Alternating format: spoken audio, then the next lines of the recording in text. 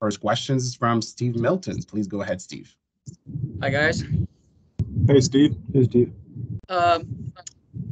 Given what you've done sort of with your Canadian depth here, when you're looking at the combine and the draft, does it change the theory of what you're looking for here? Still best player, or you look ahead? I mean, you've got a lot of sort of very young Canadians in key positions, particularly in the trenches. Just wondering where that goes for you with your job this week. Yeah, I think you're always evaluating your roster, Steve. We, you hope that there's some people from your draft that are going to make a great leap in their second year, and some people going into their third year. And so we had a great class a couple years ago, and we're kind of reaping some of the fruit of that now. But again, you're always looking to replenish, and so that's what this week's about. And obviously, Drew's been hard at work. This doesn't just start this week, right? This is in advance, as you know. So when you talk, it's too early to talk about what type of player we're looking for or whatever. Obviously, we're looking, at the same time as far as you want to look down the road, you also want to look at what gives you the best opportunity this year. Okay. I don't have a lot. If anybody else got something here now. Yes. Next question is from Paul Friesen. Please go ahead, Paul. Thank you. Hey, guys. For Orlando, been a lot of movement again this offseason, and quarterbacks especially, a lot of changes. How do you feel about your offseason? And a two-parter, who do you think won the West? Who intrigues you in the West as far as what they've done this offseason? All right.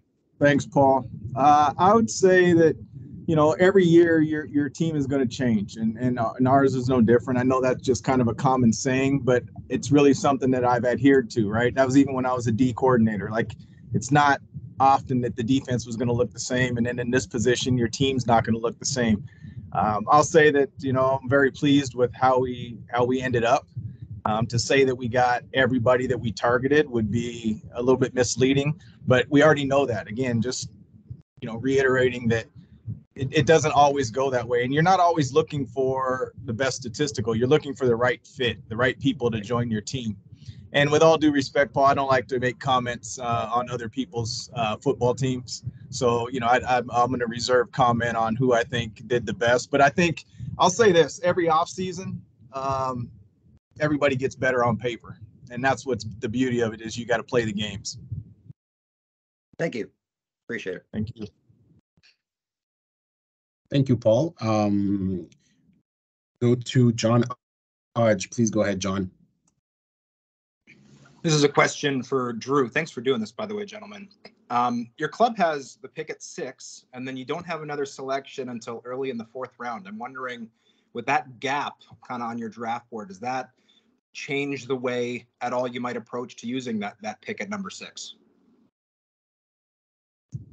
No, I don't think it does. I mean, I think we're obviously you'd love to have all sorts of different picks when you're approaching a draft, but that's kind of where we're at right now. And I think we go through the same process as we would if we had 10 draft picks and had a pick in each round. I don't think it changes at all. There's still time between now and draft day where there potentially there could be trades where we end up picking in different rounds. I mean, everything's still on the table at this point. So I think we're just approaching it how we do every year, trying to get a little bit better on paper, add a little more competition to the roster, and this week is another step in that process. Do you think it's more important to have a guy at 6 who is going to be in camp, or are you still open to taking a potential future, like an NFL guy, with that pick? Yeah, I mean, I think it can change from year to year, but I think at this point, like, everything's really on the table, and we'll just try to make the best decision for the team at that particular spot. Thanks, gentlemen. Thank you, John. We'll go to the next question. Derek Taylor, please go ahead, Derek. Sorry about that. Coach, what drew you to James Butler in free agency? Well, I just think that first of all, in free agency, you've got to take who's available. And when you talk about dynamic players, and that his tape really speaks for itself. Derek, I'll say the one cool thing with Butler was doing the due diligence and the deep dives. Man, just what an outstanding person, high character guy. And I know even June Jones had great things to say about him. His teammates had, Figueroa had great things to say about the person. And so it really does. We really do try to look at the person versus the player to start, because it's got to be the right fit. You spend too much time together. And so his play, I could go on and on about his play. Like, his play speaks for itself. He's extremely dynamic. He can do, most everything on the football field. And he's the first to tell you that he wants to work at it and become better than what he did before. And then when you couple that with the person that he is, I just can't say enough great things about him. You guys haven't given more than half your running back carries to a single back since 2018. So it struck me as curious, why go get the preeminent back in free agency? Do you plan to change the way you use running backs? Is that just a thing that happens? It struck me as an interesting move because of the haven't given more than 50% to one guy in 4 seasons. Yeah, fair question. And I think what you'll find with us is, there's the statistics are the statistics, the analytics are the analytics, but every year is different. And it's based on, you'd have to do a deeper dive and say, who were the backs? Were there injuries? What was the situation of the game? Were we behind? Were we ahead? And so while some teams are more dedicated to, hey, we're going to give this player this many carries versus other teams, I think every year is unique and different. And I can envision him getting a fair share of carries. Thank you, Coach. Thank you.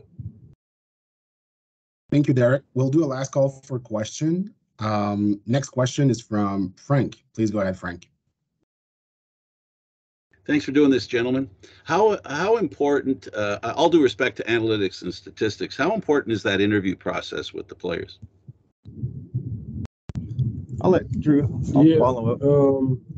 I think it's very important. I mean, we'll do our interviews here, and then we do other interviews outside of this.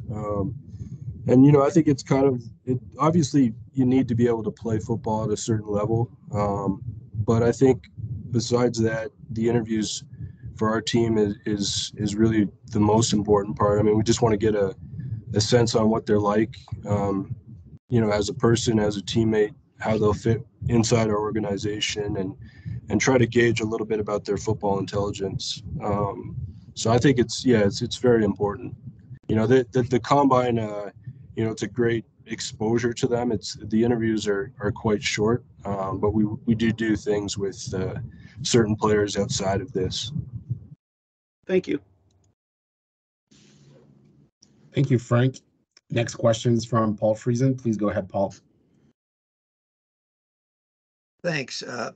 Orlando, Winnipeg, of course, recently went through this 29-year Grey Cup drought, and now you guys have the longest one. I'm just wondering, and we saw how it played here. I know it's different players, different coaches, but you felt it here. I'm just wondering how much it weighs on the city, on the organization, and on you. Well, I'm a highly competitive person, and to say that I'm unaware of it, I'd be lying to you. But to say that it consumes my mind, it really doesn't, because the goal's the same every year, right? Whether we won it last year or not, it would be to repeat. And I do understand, the magnitude of your comment, and that it is. That's the reality of it. And unfortunately and fortunately, I was part of the 1999 Grey Cup, and there is a huge drought. But I'm a team player. Just as I want it for the city. I want it for Bob and Scott and our ownership and everybody else, that is all the hardworking people that have been supporting this organization. Nobody wants it more than myself and everybody else. But spending time wanting and wishing and hoping and worrying is just detracting from the things that are important, and that is, winning today and being the best version we can. And so you know, we've already, and the one thing, Paul, is we've already been through this, right? We hosted a Grey Cup and that sort of thing. And so we know there's going to be more things going around it, and that's fine. That's part of it. This is sports entertainment business, but we as coaches and inside the walls, we're going to remain focused on the task at hand. And that's just one practice at a time, one game at a time. And obviously we know that we won't dodge any questions about the drought or whatever, but we won't spend a lot of time on it. Yeah. Thanks. Thank you, Paul. So last question is from Steve Milton. Please go ahead, Steve. Hi, guys, again. I'm not sure who deals with this the most, but I'm just wondering if you've run into any reluctance because of with agents and players in the South, with the two leagues there now competing for players as well. If you've run into any reluctance for players to come up here to sign, and if you have, is it more noticeable at certain positions? Drew, you want to touch on that a little bit? Yeah, I mean, I think, you know, even before the leagues, I mean, there's always some reluctance. You know, players are, you know, maybe hoping to get down to a different league, like say the NFL or something. And, you know, there's a bit of recruiting that goes on just to, you know, explain to them what our league's about and what our organization's about and how we can develop you as a football player. So, I mean, I think that kind of goes on every year. I mean, you're talking to players that, you know, are going to have to, you know, move their families or leave their country and come up. So, I mean, I think that's something that we're all a little experienced with doing.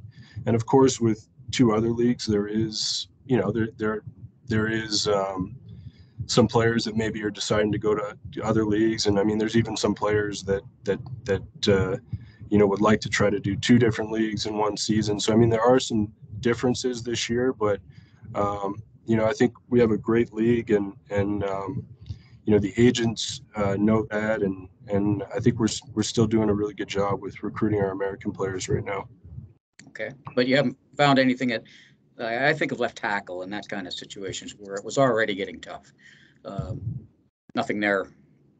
Right? No, yeah. I mean, I think that position group is, you know, especially if you talk to NFL teams, I mean, it's challenging to find big players that are, you know, athletic and move the way you want them to. So, I mean, I think that is a position group always going to be a bit of a shortage, but, you know, we're happy with the players that we have on our team right now.